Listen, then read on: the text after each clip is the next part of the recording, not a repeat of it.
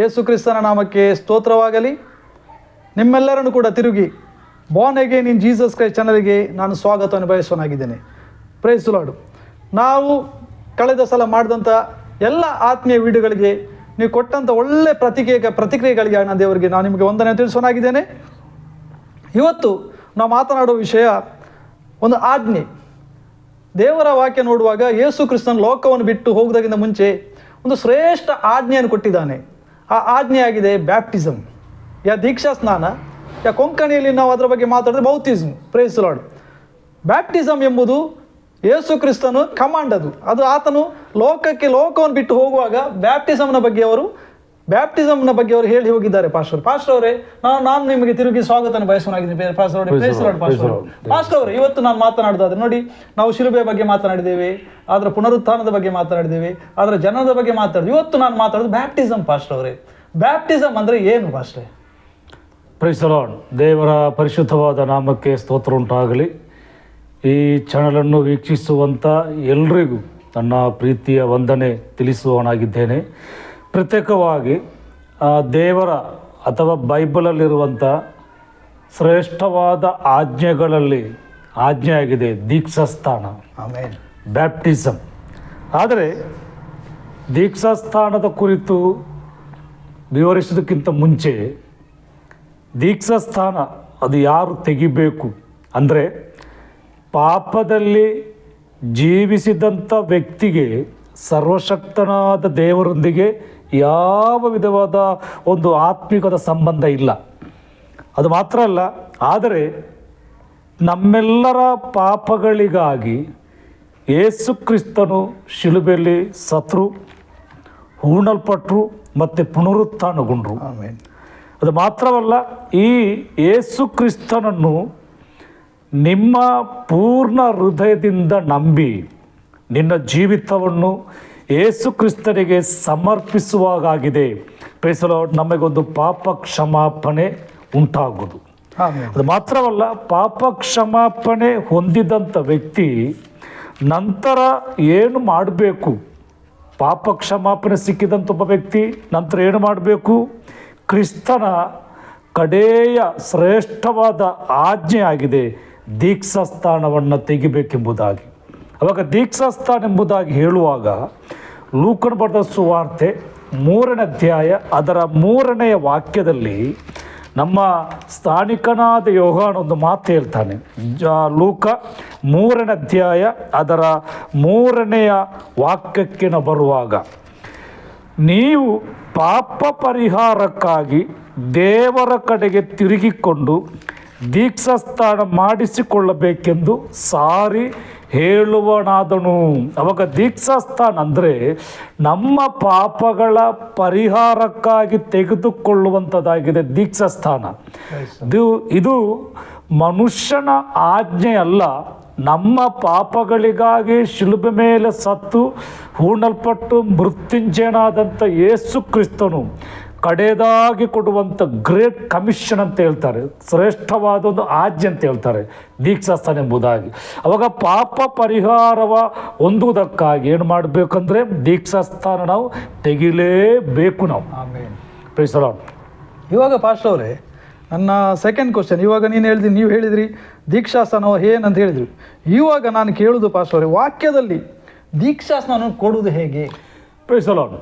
ನೋಡಿ, ಒಂದು ನಿಮಿಷ. ಅಂದರೆ ವಾಕ್ಯದ ಪ್ರಕಾರ ನೋಡಿ, ಯಾವ ಹೆಸರಿನಲ್ಲಿ ಕೊಡಬೇಕು, ಯಾವ ರೀತಿಯಲ್ಲಿ ಕೊಡಬೇಕು, ಅದರ ಬಗ್ಗೆ ನಾನು ನಮ್ಮ ವೀಕ್ಷಕರ ಪರವಾಗಿ ನಿಮ್ಮನ್ನು ಕೇಳಲಿಕ್ಕೆ ನೆಚ್ಚಿಸೋನಾಗಿದೆ ಪಾಸ್ಟರ್. ದೀಕ್ಷಾಸ್ಥಾನ ಬ್ಯಾಪ್ಟಿಸಮ್ ಅದು ಮೂಲ ಭಾಷೆಯಲ್ಲಿ ಬ್ಯಾಪ್ಟೋ ಎಂಬುದಾಗಿ ಹೇಳ್ತಾರೆ.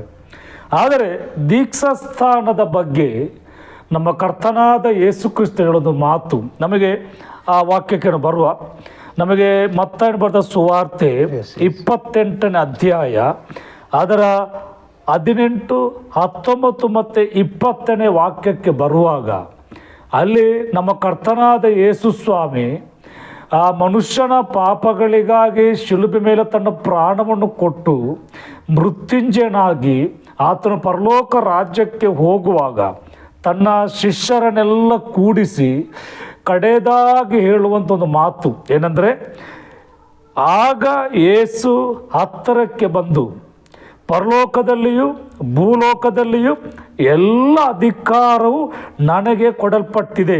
19ನೇ ವಾಕ್ಯ. ಆದ್ದರಿಂದ ನೀವು ಹೊರಟು ಹೋಗಿ ಎಲ್ಲ ದೇಶಗಳ ಜನರನ್ನು ಶಿಷ್ಯರನ್ನಾಗಿ ಮಾಡಿರಿ, ಅವರಿಗೆ ತಂದೆಯ ಮಗನ ಪವಿತ್ರಾತ್ಮನ ಹೆಸರಿನಲ್ಲಿ ದೀಕ್ಷಾಸ್ನಾನ ಮಾಡಿಸಿ ಎಂದಾಗಿದೆ. ನಮ್ಮ ಕರ್ತನು ಹೇಳುವಂಥ ಮಾತು. ದೀಕ್ಷಾಸ್ನಾನ ಯಾವ ಹೆಸರಿನಲ್ಲಿ ಅಂದರೆ ತಂದೆಯ ಮಗನ ಪರಿಶುದ್ಧಾತ್ಮನ ಹೆಸರಿನಲ್ಲಿ ಕೊಡುವಂಥದ್ದಾಗಿದೆ ದೀಕ್ಷಾಸ್ನಾನ. ಬೇರೆ ಹೆಸರಿನಲ್ಲಿ ಕೊಡ್ಲಿಕ್ಕೆ ದೇವರ ವಾಕ್ಯ ನಮಗೆ ಅದಕ್ಕೆ ಅನುಮತಿ ಕೊಡುವುದಿಲ್ಲ. ನಿಮಿಷ ಭಾಷ ನೋಡಿ, ಈಗ ಅದು 3 ಹೆಸರಲ್ಲೇ ಕೊಡ್ಬೇಕು. 3 ಹೆಸರಲ್ಲೇ ಕೊಡ್ಬೇಕು. ಕೊಡ್ಲೇಬೇಕು. Father, son and holy spirit. ಹೇಳಿ ಭಾಷ ಅವರೇ, ಈ 3 ಹೆಸರುಗಳಲ್ಲಿ ನಾವು ಕೊಡಬೇಕು. ಹೇಗೆ ದೀಕ್ಷಾಸ್ನಾನ ಕೊಡಬೇಕು ಅದು ಕೂಡ ಬೈಬಲ್ ದೇವರ ವಾಕ್ಯ ನಮಗೆ ಸ್ಪಷ್ಟವಾಗಿ ನಮಗೆ ಹೇಳ್ತದೆ. ಹೇಗೆ? ಒಂದನೇದಾಗಿ ತಂದೆ, ಸ್ನಾನಿಕನಾದ ಯೋಹಾನನು ಯೇಸು ಕ್ರಿಸ್ತನಿಗೆ ಬ್ಯಾಪ್ಟಿಸಮ್ ಮಾಡಿದ್ರಂತ ದೇವರ ವಾಕ್ಯ ಹೇಳ್ತಾ. ಹೌದು. ಯಾವ ರೀತಿ ಮಾಡಿದ್ರಲ್ಲಿ? ಅದಕ್ಕೆ ನಾನು ಬರ್ತೇನೆ ನೋಡಿ. ಅವಾಗ ದೀಕ್ಷಾಸ್ನಾನ ಹೇಗೆ ತೆಗಿಬೇಕು ಅದು ತುಂಬ ಪ್ರಾಮುಖ್ಯವಾದಂಥ ವಿಷಯ. ಬೈಬಲ್ ಏನು ಹೇಳ್ತದೆ, ಬೈಬಲ್ ಯಾವ ರೀತಿಯಲ್ಲಿ ದೀಕ್ಷಾಸ್ನಾನ ಕೊಡಬೇಕೆಂಬುದಾಗಿ ದೇವರ ವಾಕ್ಯ ನಮಗೆ ಹೇಳ್ತದೆ. ಅದಕ್ಕೆ ನಮಗೆ ರೋಮ ಪತ್ರಿಕೆಗೆ ಬರುವಾಗ ಅಪೊಸ್ತಲರ ಕೃತ್ಯಗಳು ಅದರ 8ನೇ ಅಧ್ಯಾಯಕ್ಕೆ ಬರುವಾಗ, ಅಪೊಸ್ತಲರ ಕೃತ್ಯಗಳು ಅದರ 8ನೇ ಅಧ್ಯಾಯ ಅದರ 38 ಮತ್ತು 39ನೇ ವಾಕ್ಯಕ್ಕೆ ಬರುವಾಗ ಯೇಸು ಕ್ರಿಸ್ತನ ಶಿಷ್ಯನಾದಂಥ ಫಿಲಿಪ್ಪನು ನಮ್ಮ ನಮ್ಮ ಕಂಚುಕಿಗೆ ಯಾವ ರೀತಿಯಲ್ಲಿ ಆಗಿದೆ ದೀಕ್ಷಾಸ್ನಾನ ಕೊಡುವುದು ನಮಗೆ ನೋಡ್ಬೋದು. ನೋಡಿ 38ನೇ ವಾಕ್ಯ, ಅಪೊಸ್ತಲರ ಕೃತ್ಯಗಳು 8ನೇ ಅಧ್ಯಾಯ 38 ಮತ್ತು 39ನೇ ವಾಕ್ಯಕ್ಕೆ ಬರುವಾಗ, ಫಿಲಿಪ್ಪನು ಕಂಚುಕಿಯು ಇಬ್ಬರು ನೀರಿನೊಳಗೆ ಇಳಿದ್ರು ಅಂತ ಬೈಬಲ್ ಹೇಳ್ತದೆ. ನೀರಿನೊಳಗೆ ಇಳಿದ್ರು ಇಬ್ರು ಕೂಡ. ಫಿಲಿಪ್ಪನು ಅವನಿಗೆ ದೀಕ್ಷಾಸ್ನಾನ ಮಾಡಿಸಿದನು, ಅವರು ನೀರನ್ನು ಬಿಟ್ಟು ಮೇಲಕ್ಕೆ ಬಂದಾಗ ಎಂಬುದು ಬೈಬಲ್ ಹೇಳ್ತದೆ. ಅವಾಗ ದೀಕ್ಷಾಸ್ನಾನ ಅಂದ್ರೆ ನೀರಿನಲ್ಲಿ ಮುಳುಗಿ ತೆಗೆಯುವಂಥದ್ದಾಗಿದೆ ದೀಕ್ಷಾಸ್ನಾನ. ಅದಕ್ಕೆ ಇನ್ನೊಂದು ಉದಾಹರಣೆ ನಮ್ಮ ಕರ್ತನಾದ ಯೇಸು ಸ್ವಾಮಿ. ಮತ್ತೇನು ಬರೆದ ಸುವಾರ್ತೆ ಅದರ 3ನೇ ಅಧ್ಯಾಯಕ್ಕೆ ಬರುವಾಗ, ಮತ್ತೇನು ಬರೆದ ಸುವಾರ್ತೆ ಅದರ 3ನೇ ಅಧ್ಯಾಯ ಅದರ 16 ಮತ್ತು 17ನೇ ವಾಕ್ಯಕ್ಕೆ ಬರುವಾಗ, ಆ ಸ್ನಾನಿಕನಾದ ಯೋಹಾನನು ಯೇಸು ಕ್ರಿಸ್ತನಿಗೆ ಯಾವ ರೀತಿಯಲ್ಲಿ ದೀಕ್ಷಾಸ್ನಾನ ಕೊಟ್ಟರು ನೋಡಿ. ನಮಗೆ ಮತ್ತಾಯ 3ನೇ ಅಧ್ಯಾಯ ಅದರ 16ನೇ ವಾಕ್ಯ, ಯೇಸು ಸ್ನಾನ ಮಾಡಿಸಿಕೊಂಡ ಕೂಡಲೇ ನೀರಿನಿಂದ ಮೇಲಕ್ಕೆ ಬರಲು. ಅವಾಗ ನೀರಿನಿಂದ ಮೇಲಕ್ಕೆ ಬರಬೇಕಾದ್ರೆ ನೀರಿನಲ್ಲಿ ಮುಳುಗಲೇಬೇಕು. ಈ went out of the water ಅಂದ್ರೆ ಅವನು ನೀರಿನ ಒಳಗಡೆ ಹೋಗಿ ನೀರಿನ ಮೇಲಕ್ಕೆ ಬಂದ್ರು ಎಂದಾಗಿದೆ ಬೈಬಲ್ ನಮಗೆ ಸ್ಪಷ್ಟವಾಗಿ ಹೇಳುವಂತ ಮಾತು. ಆದುದರಿಂದ ದೀಕ್ಷಾಸ್ನಾನ ಹೇಗೆ ತೆಗಿಬೇಕು, ತಂದೆಯ ಮಗನ ಪರಿಶುದ್ಧಾತ್ಮನ ಹೆಸರಿನಲ್ಲಿ ಮುಳುಗಿ ದೀಕ್ಷಾಸ್ನಾನ ತೆಗೆಯುವಂತದ್ದಾಗಿರ್ಬೇಕು ಎಂದಾಗಿದೆ ದೇವರ ವಾಕ್ಯ ನಮಗೆ ತಿಳಿಸುವಂತದ್ದಾಗಿದೆ. ಇನ್ನೊಂದು ಮಾತುಂಟು ಪಾಸ್, ನಂಬಿ ದೀಕ್ಷಾಸ್ನಾನ ತೆಗೆಯುವ ರಕ್ಷಣೆ ಅಲ್ಲ ಹಾಗೆಲ್ಲ, ಅಂದ್ರೆ ಆ ವ್ಯಕ್ತಿಗೆ ನಂಬಿಕೆ ಕೂಡ ಬೇಕು. ಆ ವ್ಯಕ್ತಿಗೆ ಅದು ಯಾವ ರೀತಿಯಲ್ಲಿ ಪಾಸ್ ನಂಬಿಕೆ ಅಂತ ಹೇಳಿದ್ರೆ ತೆಗೆಯುವಂತ ವ್ಯಕ್ತಿ ನಂಬಿಕೆ ಎಂಬುದಾಗಿ ಹೇಳುವಾಗ ನಮಗೆ ರೋಮಾಪುರದವರಿಗೆ ಪತ್ರಿಕೆ ಅದರ 10ನೇ ಅಧ್ಯಾಯ 9 ಮತ್ತು 10ನೇ ವಾಕ್ಯದ ಪ್ರಕಾರ, ನಮ್ಮ ಪಾಪಗಳಿಗಾಗಿ ಯೇಸು ಸ್ವಾಮಿ ಶಿಲುಬೆ ಮೇಲೆ ಸತ್ತನು ಎಂಬಂತ ಒಂದು ನಂಬಿಕೆ ಆ ವ್ಯಕ್ತಿಗೆ ಬೇಕು, ಆ ತೆಗೆದುಕೊಳ್ಳುವಂತವನಿಗೆ ಬೇಕು. ಅಂದ್ರೆ ನಮ್ಮ ಪಾಪಗಳಿಗಾಗಿ ಯೇಸು ಸ್ವಾಮಿ ಶಿಲುಬೆ ಮೇಲೆ ಸತ್ರು, ಹೂಣಲ್ಪಟ್ರು, 3ನೇ ದಿನದಲ್ಲಿ ಪುನರುತ್ಥಾನಗೊಂಡ್ರು ಎಂಬಂಥ ನಂಬಿಕೆ ನಮ್ಮಲ್ಲಿ ಇರಬೇಕು. ಅದರೊಟ್ಟಿಗೆ ರೋಮಪತ್ರಿಕೆ ಅದರ 10ನೇ ಅಧ್ಯಾಯ ಅದರ 9 ಮತ್ತು 10ನೇ ವಾಕ್ಯ ಬರುವಾಗ ಮಾನಸಾಂತರದ ಒಂದು ವಾಕ್ಯವಾಗಿದೆ. ಈ ವಾಕ್ಯದಲ್ಲಿ ಪೌಲ ಶಕ್ತವಾಗಿ ಹೇಳುವಂಥದ್ದು ಅಲ್ಲಿ ಏನು ಹೇಳ್ತದೆ ಅಂದರೆ, ಅದೇನೆಂದರೆ ನೀನು ಯೇಸುವನ್ನೇ ಕರ್ತನೆಂದು ಬಾಯಿಂದ ಅರಿಕೆ ಮಾಡಿಕೊಂಡು ದೇವರು ಆತನನ್ನು ಸತ್ತರೊಳಗಿಂದ ಎಬ್ಬಿಸಿದ ಹೃದಯದಿಂದ ನಂಬಿದ್ರೆ ನಿನಗೇನಾಗ್ತದೆ, ನಿನಗೆ ರಕ್ಷಣೆ ಆಗ್ತದೆ. ಮತ್ತೆ ಹೃದಯದಿಂದ ನಂಬುವುದರ ಮೂಲಕ ನೀತಿ ದೊರಕ್ತದೆ, ಬಾಯಿಂದ ಅರಿಕೆ ಮಾಡುವುದರ ಮೂಲಕ ರಕ್ಷಣೆ ಆಗ್ತದೆ. ಅವಾಗ ಒಬ್ಬ ಪಾಪಿಯಾದಂಥ ಒಬ್ಬ ವ್ಯಕ್ತಿಗೆ ರಕ್ಷಣೆ ಬರಬೇಕಾದ್ರೆ ಯೇಸುವನ್ನೇ, ಅಲ್ಲಿ ಬೈಬಲ್ ಹೇಳ್ತದೆ ಯೇಸುವನ್ನೇ, ಅದರ ಅರ್ಥ there is no other name, ಅಂದ್ರೆ ಅದು ಬೇರೆ ಹೆಸರು ಇಲ್ಲ. ಮನುಷ್ಯನ ಪಾಪ ನಿವಾರಣೆಯ ರಕ್ಷಣೆಗೆ ಬೇರೆ ಹೆಸರು ಇಲ್ಲ. ಅದಕ್ಕಾಗಿ ಅಪೊಸ್ತಲ ಪೌಲ ಒತ್ತಿ ಹೇಳುವಂಥದ್ದು, ನೀನು ಯೇಸುವನ್ನೇ, ಅದರರ್ಥ ಬೇರೆ ಹೆಸರಿಲ್ಲ, ಬೇರೆ ಕರ್ತನಿಲ್ಲ, ಬೇರೆ ದೇವರಿಲ್ಲ, ನೀನು ಯೇಸುವನ್ನೇ ಕರ್ತನೆಂದು ಬಾಯಿಂದ ಅರಿಕೆ ಮಾಡಿ ಮತ್ತೆ ಹೃದಯದಿಂದ ನಂಬಬೇಕು. ಅವಾಗ ನಮಗೆ ಏನು ಸಿಗ್ತದೆ, ಅವಾಗ ನಮಗೆ ರಕ್ಷಣೆ, ಸಾಲ್ವೆ ಸಿಗ್ತದೆ. ಇದಾಗಿದೆ ಈ ದಿವಸದಲ್ಲಿ ಸುವಾರ್ತೆ ಕೇಳುವಂಥವರ ಜೀವಿತದಲ್ಲಿ ಉಂಟಾಗಬೇಕಾದಂಥ ಒಂದು ಬದಲಾವಣೆ. ಇವಾಗ ಇನ್ನೊಂದು ನಾನು ಕೊನೆಯ ಪ್ರಶ್ನೆ ನಿಮ್ಮ ಹತ್ರ ಕೇಳೋನಾಗಿದ್ದೇನೆ ಭಾಷೆ. ಇದು ತುಂಬಾ ಮುಖ್ಯವಾದ ಪ್ರಶ್ನೆ. ಕಾರಣ ಅಂತ ಹೇಳಿದ್ರೆ, ಒಬ್ಬ ವ್ಯಕ್ತಿ ಯೇಸು ಕ್ರಿಸ್ತನನ್ನು ರಕ್ಷಕನಾಗಿ ಸ್ವೀಕರಿಸಿ ತಂದೆ ಮಗ ಪರಿಶುದ್ಧಾತ್ಮನ ಹೆಸರಿನಲ್ಲಿ ನೀರಿನಲ್ಲಿ ಮುಳುಗಿ ದೀಕ್ಷಾಸ್ನಾನ ತೆಗೆದಂಥ ವ್ಯಕ್ತಿ, ಅವನ ಜೀವಿತ ಹೇಗಿರ್ಬೇಕು ಭಾಷೆ? ನೋಡಿ, ದೀಕ್ಷಾಸ್ನಾನ ತೆಗೆದು ಯಾಕೆ ತೆಗೆದು ನಮ್ಮ ಪಾಪಗಳ ಪರಿಹಾರಕ್ಕಾಗಿ. ಒಂದು ವೇಳೆ ನಮ್ಮ ಪಾಪಗಳು 5 ವರ್ಷದಾಗಿರ್ಬೋದು, 10 ವರ್ಷದಾಗಿರ್ಬೋದು, 20 ಆಗಿರ್ಬೋದು, 50 ವರ್ಷ ಆಗಿರ್ಬೋದು. ಆದರೆ ಇಷ್ಟು ದೀರ್ಘವಾದ ನಮ್ಮ ಪಾಪಗಳು ಯೇಸು ಕ್ರಿಸ್ತನ ಮುಖಾಂತರ ಕ್ಷಮಿಸಲ್ಪಡ್ತದೆ. ಅವಾಗ ಪಾಪ ಕ್ಷಮಿಸಲ್ಪಟ್ಟು ದೀಕ್ಷಾಸ್ನಾನ ತೆಗೆದು ಯಾಕೆಂದ್ರೆ ನಾವು ಯೇಸುವಿಗಾಗಿ ಜೀವಿಸ್ಲಿಕ್ಕೆ. ಅವಾಗ ಯೇಸುವಿಗಾಗಿ ಜೀವಿಸ್ಲಿಕ್ಕೆ ನಾವು ದೀಕ್ಷಾಸ್ನಾನ ತೆಗೆಯುವಾಗ ಮತ್ತೆ ಆ ವ್ಯಕ್ತಿ ಯಾವುದಕ್ಕೆ ಹೆಚ್ಚು ಪ್ರಾಮುಖ್ಯತೆ ಕೊಡಬೇಕಂದ್ರೆ ಈ ದೇವರ ವಾಕ್ಯಕ್ಕೆ ಆ ವ್ಯಕ್ತಿ ಪ್ರಾಮುಖ್ಯತೆ ಕೊಡಬೇಕು.